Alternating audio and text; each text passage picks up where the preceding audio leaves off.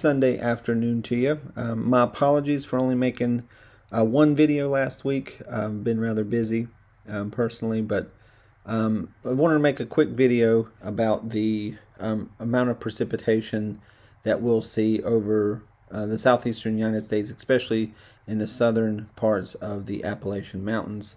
But before we get there, some of these areas over the last 2 days have already seen upwards of 3 to 3.5 inches of rain, especially portions of southern West Virginia.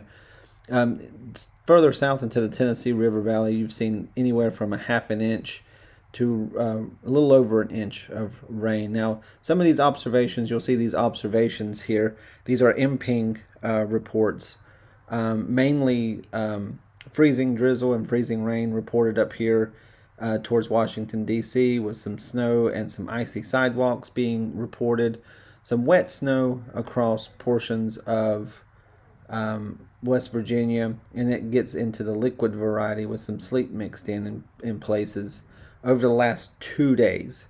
Now, the reason this is important is even though some precipitation, especially across central Tennessee and in northern Alabama and Georgia, well, we've been looking at anywhere from 3/4 of an inch to an inch of rain. The current synoptic setup is such that the precipitation pattern over the next 7 days is going to favor that same area, with 2 to 3 inches above average. So this isn't like total, but this is above average precipitation over the next 7 days. And this is all set up from the air masses. So we have that cold air mass to the northwest and warm air mass to the southeast.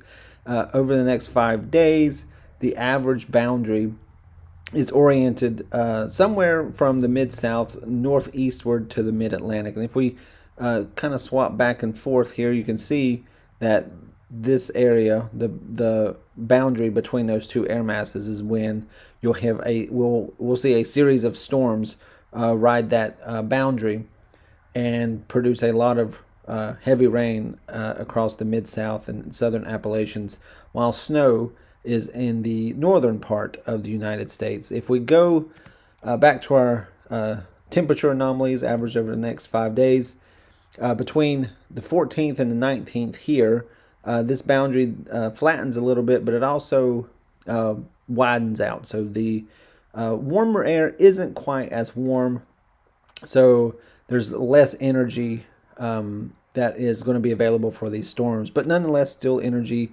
that is going to be there. That even lessens in day 11 through 15, so 19th through the 24th. Now this is an ensemble prediction system, so this isn't like this is going to be an average. So on average, we'll expect some cooler than average conditions in the southern Appalachian Mountains, but this corresponds to a decrease in precipitation anomalies as well, and a more focused area of activity to the northeastern United States. The NBM model. This is a conglomerate of all different types of operational models, both the American and abroad. This paints a very wide area of 3+ inches from eastern Texas northeastward all the way through the coast of the Mid-Atlantic, off the coast of Delaware, Maryland, and Virginia, with a very big area of 6 to 10 inches of rain, mainly focused on the eastern parts of Tennessee and the mountains of southwestern North Carolina. This is where our flood threat would be, right there where these winds that are taking moisture from the Gulf and slamming it up against that southwestern parts of the mountains of North Carolina. It's going to wring out some pretty hefty moisture, and in that, some flood risks are going to be realized across a wide area between Mississippi, parts of Mississippi, Alabama, Tennessee, northern parts of Georgia, maybe a sliver of upstate South Carolina, eastern Tennessee, and southwestern mountains of North Carolina. Right now, at least, pose the greatest risk of seeing some floods. And then on the northern parts of this is mainly snow up here. So a pretty hefty snow totals, and this is over the next 10 days. So uh, be wary that, especially parts of western North Carolina who are still recovering from the effects of Hurricane Helene, we're going to have another not quite as bad of heavy rain event, but still, with the recovery efforts still underway, it's not welcome news.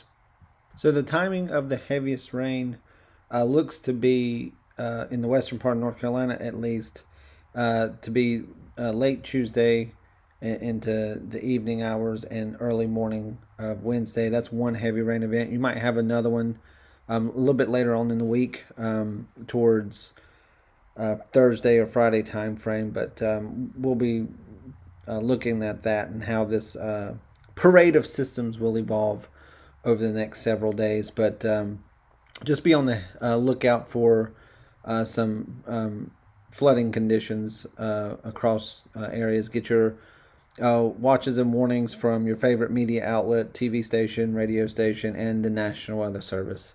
But that about does it for this video. You guys stay safe, and I will see you in the next one.